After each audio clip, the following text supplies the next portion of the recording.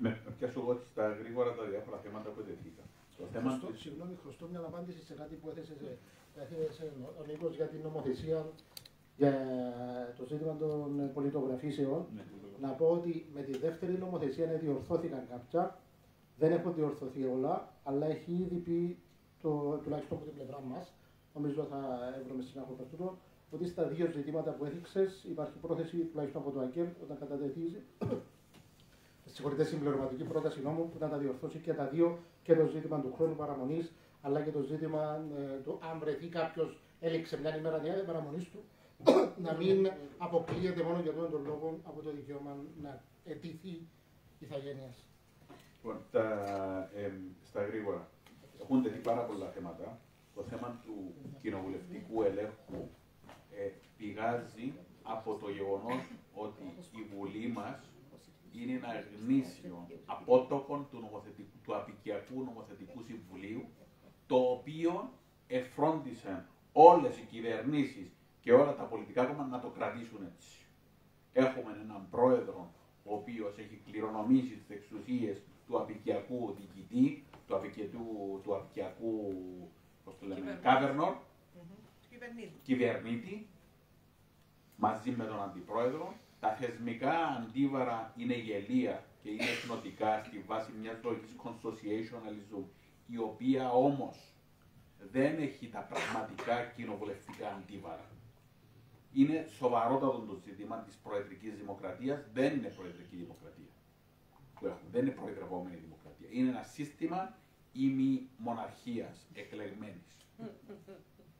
Και δεν φταίνουν μόνο οι απεικιοκράτες, φταίνουν όσοι εκληρονόμησαν και επωφελούνται από την κατάσταση. Μπορεί τώρα να βρίσκονται στην αντιπολίτευση, να λάβουν μπορεί η κυβέρνηση και να θεωρούσε να έχω εγώ τα προνόμια του διορισμού και όλου του σφαίρτη. Επομένως είναι τεράστιο το ζήτημα και έφτασε η ώρα να συζητήσουμε πραγματικά αν θέλουμε το σύστημα να διαιωνιστεί.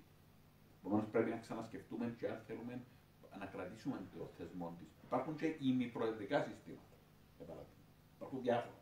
Πρέπει να δούμε. Το δεύτερο σημείο έχει να κάνει με διάφορες πολιτικές που έχουν τεθεί για τους δικαστές και το δικαστήριο. Η δικαστική εξουσία είναι ένα τεράστιο πρόβλημα στην Κύπρο, που αναπαράγεται από τους ίδιους και συνεχίζει να κάνει αυτό το πράγμα. Να μην ξεχνούμε ότι το 1974, πριν που ένα δικαστήριο, όλοι αναγνώρισαν την πραξικοπηματική κυβέρνηση. Και μετά ήταν ενάντια στην πραξικοπηματική κυβέρνηση. Επομένως υπάρχει ένα ζήτημα εδώ. Και ένα ιστορικό προηγούμενο που πρέπει να δούμε τι συμβαίνει με τη δικαστική εξουσία. Το γεγονός ότι συζητούμε στα διάφορα network που συμμετέχω σε διάφορα επίπεδα, το γεγονός ότι από όλα σχεδόν τα κράτη υπάρχουν προδικαστικές ερωτήσεις από δικαστές προς first level, πρωτόδικα, και στην Κύπρο δεν υπάρχουν, διότι είναι τόσο εξαρτώμενοι από τους πάνω τους στην Κύπρο, που δεν θέλουν να αγκρίσουν κανέναν πιο ψηλά τους και να αποφύγουν διορισμούς κτλ. Που έρχονται. Ίσως να είναι τούτο το μεγάλο το ζήτημα που πρέπει να σκεφτούμε πώς λειτουργούμε οι θεσμοί μας σε σχέση με τούτα θέματα. Και υπάρχουν τρόποι να αντιμετωπίσουν. Αστυνομία κτλ. Η αστυνομία είναι τεράστιο πρόβλημα. Στη Βρετανία, από ό,τι ξέρω, ο μόνος τρόπος για να δεχτεί η αστυνομία είναι civil action against the police. Η ΑΔΥΠΑ, και έχω και προσωπική εμπειρία, εγώ ακόμα περιμένω το πόρισμα από την αστυνομία, μια των αστυνομικών που με έδερα. Το περιμένω ακόμα. Δεν γίνεται πρώην αστυνομικοί, πρώην διευθυντές των φυλακών να είναι υπεύθυνοι να διερευνήσουν τα θέματα. Εγώ είχα τον πρώην διευθυντή της φυλακός, ο οποίος μετά από τις αυτοκτονίες επαρέτησε. Και ήταν ο υπεύθυνος που διερεύνησε τη δική μου υπόθεση. Στην ΑΔΥΠΑ, για τον αστυνομικό που με έδερα. Μα έτσι υπάρχει και σε βίντεο που σε έδεραν στα καλά καθούμενα χωρίς καν να το δεις, ήρθε από πίσω. Είναι όλα τζαμί που φαίνονται. Και είναι η περίπτωση της ΑΔΥΠΑ. Και τώρα φτάνουμε στο σημείο που ψηφίστηκε τούτος ο πραγματικά απαράδεκτος κανονισμός που λέει ο παράδειγμα που λέει για ψευδής καταγγελία. Ψευδής καταγγελία. Αλλά ψηφίσαν τον οι άλλοι. Ψευδής καταγγελία. Πρέπει να. Οι μόνοι που δεν τον ψηφίσαν ήταν το ΑΚΕΛ και εγώ. Πραγματικά είναι τεράστιο. Και ο Θεοπέπτου. Είναι τεράστιο. Ο Θεοπέπτου μόνος. Το άλλο το θέμα που έχει τεθεί πολλά σωστά είναι για το που συμβαίνει αυτή τη στιγμή στην νεκρή ζώνη. Τεράστιο ζήτημα που πραγματικά η χρήση της υπόθεσης, η γεωγραφία της υπόθεσης, και αν έρθει εδώ κοντά που πέρασα και είδα πώς γίνει, είναι εντελώς δίπλα, 27 άτομα μπορούν εύκολα, αν θέλουν, μπορούν να σου φωνάξουν έλα κοντά, πέ μας ποιος εμπουίσαι να πιάσουν τα στοιχεία, μπορούν να μπούμε στην εκκλησία ζώνη, είναι εντελώς δίπλα από την πεζίνα και τα πράγματα πολλά καθαρά και αστυνομία. Είναι γεμάτον περιπολικά. Και είναι γεμάτο περιπολικά και αμέ που ελέγχουν τα πράγματα. Αλλά το ζήτημα είναι πολλά καθαρό όσον αφορά θέλουμε να είμαστε κράτος δικαίου. Να δεχόμαστε αιτήσεις όπως δεχόμαστε προηγουμένως. Κάποια στιγμή σταματήσαμε να δεχόμαστε αιτήσεις. Να πούμε είναι πολιτική του Ελλάδα. Εφαρμόζουμε τόσες πολιτικές ξεκάθαρα και ουσιαστικά υπάρχει μια μακρά διαδικασία αποξένωσης της νεκρής ζώνης από την Κυπριακή Δημοκρατία. Αυτό είναι η πολιτική. Και η μετατροπή της σε σκληρό σύνορο, κάτι που κατάγγειλε ο Αχιλλέας στην προεκλογική περίοδο με την αίτηση για το Σέγγεν. Τεράστιο θέμα. Και ο κ. Ευσταθίου καταψήφισε. Καλώς. Λοιπόν, στρατηγική μετανάστευσης και πολιτική είναι μια γελιότητα. Μια γελιότητα που πρέπει να ντρεπόμαστε για το που συμβαίνει, αλλά επιμένω, είναι εσκεμμένη πολιτική δημιουργίας, διαιώνισης και επέκτασης αυτής της κατάστασης που είναι να δημιουργήσουμε ένα όσο πιο εχθρικό περιβάλλον γίνεται προς τους μετανάστες με τη λογική ότι θα είμαστε pull factor. Ότι θα αντιλήσουμε και θα έρθουν στην Κύπρο. Τούτο πράγμα είναι τεράστιο πρόβλημα, τεράστια εσφαλμένη αντίληψη για το γεγονός ότι αυτοί που φεύγουν, πρώτα απ' όλα φεύγουν από μια κατάσταση που είναι απαράδεκτη και είναι έτοιμοι να ρισκάρουν στη ζωή τους. Κάποιος ο οποίος είναι έτοιμος να πεθάνει στη διαδικασία να έρθει να σταματήσει στην Κύπρο γιατί δεν μπορεί να πιάσει τα επιδόματα. Κάποιος που ρισκάρει τη ζωή του παιδιού του ιδίου, να περάσει που θάλασσες, να κινδυνεύσει. Δεν αντιλαμβανόμαστε την πολυπλοκότητα των αποφάσεων και τι συμβαίνει. Νόμιζε και την παραβεί, όχι, γιατί τους τέλους δεν τους ενδιαφέρει, γιατί πραγματικά η απανθρωποποίηση, το dehumanization που είπε και ο Γιώργος προηγουμένως, είναι τέτοιος που δεν τους ενδιαφέρει, διότι είναι ένα ανθρωπικό. Επομένως είναι τεράστια τα ζητήματα και πάρα πολύ δουλειά. Και εγώ είμαι αισιόδοξος ότι μπορούμε να κάνουμε κάποια πράγματα, αλλά βραχυπρόθεσμα τα πράγματα να είναι πολύ χειρότερα. Γιατί έρχεται νέα χλώρακα, έρχεται νέα Λεμεσός, έρχονται νέα Ποκρόν, και διότι το μήνυμα που στέλνουμε είναι τέτοιο. Και πρέπει να προετοιμαστούμε για να αντιμετωπίσουμε. Εγώ έχω 5 θέματα που θέλω, Σταυρό, να το κάνω σε λιγότερο από 2,5 λεπτά. Πρώτον, έλεγχος συμβατότητας. Το τραγικό με την έλεγχο συμβατότητας είναι ότι η έκθεση του Γενικού Εισαγγελέα μετά από των νομοτεχνικών ελεγχών είναι η θέση της εκτελεστικής εξουσίας. Το πρόβλημα είναι ότι εφόσον ο Γενικός Εισαγγελέας λέει ότι ναι, συμβατός και με τα ανθρώπινα δικαιώματα και με τα θεμελιώδη, δεν υπάρχει άλλος που έχει τόσο βάθος νομικής γνώσης για να το ανατρέψει. Και πάμε με την αιτιολογική έκθεση του Γενικού Εισαγγελέα, η οποία είναι προς την κυβέρνηση. Το Κοινοβούλιο δεν έχει τη δυνατότητα, δεν έχει τους πόρους να το αντιμετωπίσει και απλώς περνά. Δεύτερο θέμα, πώς μπορούμε να βοηθήσουμε των κοινοβουλευτικών ελεγχών. Εγώ βλέπω 2 πράγματα, είναι κάτι που θέλει 2 διέβασμα. Να σας πω κάτι επαναστατικό, το οποίο βέβαια δεν ξέρω αν θα δουλέψει. Έχουμε μια ξεχασμένη πρόνοια στο Σύνταγμα μας, το άρθρο 29. Το άρθρο 29 δίδει στον πολίτη το δικαίωμα να ζητά από την εκτελεστική εξουσία και να παίρνει αιτιολογημένη απάντηση σε 30 μέρες.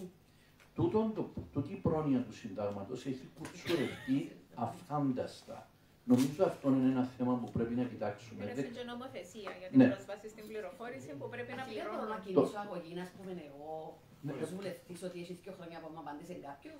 Εγώ μόλις διάβασα το άρθρο 29 τώρα, δεν διαφοροποιεί τον πολίτη αν έχει αξίωμα. Και που δεν πρόλαβα να διαβάσω, είναι μέσα στον κοινοβουλευτικό έλεγχο που δικαιούται ο βουλευτής να εξασκήσει αν έχει κάποια άλλη πρόνοια που να ακυρώνει το 29. Δεν το ξέρω, αλλά νομίζω είναι κάτι που χρειάζεται. Υπάρχει και η πρόσβαση, το freedom of information, η πρόσβαση σε πληροφορίες. Το τρίτο θέμα, ναι, η αναφορά για το ΔΕΕ, το Δικαστήριο της Ευρωπαϊκής Ένωσης. Κοιτάξτε τώρα μια γλύρωνη ερευνά. Το Επαρχιακό Δικαστήριο Λάρνακας, 34 του 20, έκαμε παραπομπή στο ΔΕΕ και απαντήθηκε. Εγώ είναι τούτο που λέω. Εγώ λέω το πρωτόκολλο 16, το οποίο να αγκυρωθεί, να μπορούμε να κάνουμε προδικαστική παραπομπή στο Στρασβούργο, όχι στο Λουξεμβούργο. Στο Λουξεμβούργο έχουμε το και δεν το χρησιμοποιούμε. Το πρόβλημα του Στρασβούργου είναι αυτό που είναι αρμόδιο για τα ανθρώπινα δικαιώματα, τα καθαρά, ας τα πούμε. Τούτον, για να μπορέσεις να ενεργοποιήσεις την πρόσβαση, πρέπει να περιμένεις να κάνεις 12 χρόνια. Με το πρωτόκολλο 16, το οποίο επιμελώς δεν θέλουν ορισμένοι, θα μπορεί ο πρωτόδικος δικαστής να το κάνει και θα μπορεί ο δικηγόρος να τον πιέσει και το βάρος του κόστους που θα κερδίζει, που θα αποφεύγει ο αιτητής, όχι μόνο το χρηματικό, αλλά και το χρονικό κόστος που έχει ο αιτητής, νομίζω είναι τεράστιο θέμα, διότι ο κόσμος άρχισε να ξυπνάει για αυτό. Το τέταρτο θέμα, ποιος θα διορίζει τον Director of Public Prosecution, τον προϊστάμενο των ποινικών διώξεων. Ναι, τεράστιο κομικό θέμα. Και εγώ να σας πω την αλήθεια, προτιμώ να κάνω την τροποποίηση του συντάγματος και να φύγω τον πρόεδρο να το κάνει, παρά, και ύστερα αλλάσω τούτο, παρά να περιμένω να λύσω και τα δύο προβλήματα, α, τροποποίηση του συντάγματος, β, ποιος θα διορίζει το νέο άτομο, ούτως ώστε να προχωρήσουμε, διότι τώρα με την συζήτηση που γίνεται είμαστε μαγκωμένοι στην ίδια κατάσταση. Και δεν πρόκειται να αλλάξει αυτό. Οπότε το δίλημμα της κοινωνίας, της Βουλής ενδεχόμενα, είναι οι προτάσεις νόμου που υπάρχουν ενώπιον της για τροποποίηση του συντάγματος εν κάτι που να συζητηθεί, ή δεν θα συζητηθεί ποτέ και να περιμένουμε να δούμε είναι που να γίνει η αυτονόμηση της Γενικής Αγγελίας. Είναι μια πολιτική θέση. Θέλουμε να το αυτονομήσουμε και ας το διορίζει ο Πρόεδρος, ή να περιμένουμε μπορεί να γίνει το νέο κατασκεύασμα. Δύσκολο θέμα. Τελευταίο και πιο σημαντικό, η νεκρή ζώνη. Η νεκρή ζώνη είναι από τα πιο μεγάλα προβλήματα τα οποία δεν ελύσαμε. Η νεκρή ζώνη, εσείς τη βλέπετε με την έννοια της πρόσβασης των αιτητών, μάλλον της μη πρόσβασης των αιτητών λόγω της Κυπριακής Δημοκρατίας. Υπάρχει υπόθεση στο Ευρωπαϊκό Δικαστήριο ήδη, υπόθεση Στέφαν, στην οποία λένε ότι η Κυπριακή Δημοκρατία έχει ευθύνη για το τι γίνεται μες στην νεκρή ζώνη. Τώρα περιμένουμε απόφαση για τα ενοίκια για ένα σπίτι που χρησιμοποιούν τα Ηνωμένα Έθνη μέσα στην νεκρή ζώνη. Η νεκρή ζώνη είναι ένα τεράστιο πρόβλημα το οποίο προσπαθεί να αντιμετωπίσει η Κυπριακή Δημοκρατία, διότι αν είναι σωστή η θέση ότι είναι η Κυπριακή Δημοκρατία που εκάλεσε τα Ηνωμένα Έθνη και παραχώρησε την, και εδώ είναι πολύ σημαντικό, τη δικαιοδοσία α, και δεύτερον την ευθύνη, διότι έχει δύο πράγματα. Ποιος έχει δικαιοδοσία και ποιος έχει ευθύνη. Τώρα μπορεί να φανταστεί την Κυπριακή Δημοκρατία που το 1974 να χρωστά ενίκεια μέσα στην νεκρή ζώνη για όλους τούτους που είπε στα Ηνωμένα Έθνη να τους πιάουν τα σπίτια για να γίνει νεκρή ζώνη για να σωθούν οι υπόλοιποι. Είναι πάρα πολύ μεγάλο θέμα και κανένας δεν το αγγίζει. Έχουμε τούτη τη διάσταση τώρα βεβαίως, διότι είναι 27 πλάσματα εν ανθρώποι. Θυμίζω σας το θέμα του γηπέδου της Τσετίνγκαια, το οποίο κάπου εξαφανίστηκε. Να σας δώσω όμως και την άλλη διάσταση. Δείτε και το γήπεδο του Ορφέα, και μέσα στον Ολυμπιακό, για το οποίο κανένας δεν μιλά και γίνονται μες στην νεκρή ζώνη. Και υπάρχουν πάρα πολλά θέματα, η πύλα βέβαια. Ναι.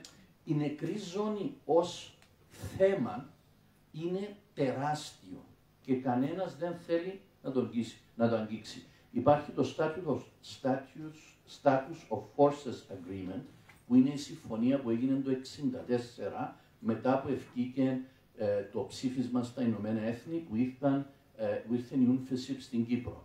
Πώς λύσεις διαφορές, τι κάνεις μες στην νεκρή ζώνη, ποια είναι η έννοια του peacekeeping και σε ποιο βαθμό αποκλείς των γεωργών από το να οργώνει το χωράφι του, διότι κάποιος είπε ότι υπάρχει κίνδυνος για την ασφάλεια της νεκρής ζώνης. Τεράστια θέματα τα οποία δυστυχώς δεν έχουμε αγγίξει. Και τα οποία εμείς χειριζόμαστε από το Υπουργείο Εξωτερικών. Ναι. Υπουργείων Εξωτερικών. Όλα τα θέματα του Κυπριακού. Κοιτάξτε, Λοιπόν. υπάρχουν θέματα για τούτα. Όχι πάρα πολύ, αλλά είναι μια ιδέα αυτών. Εγώ δυστυχώς πρέπει να πάω την φορά.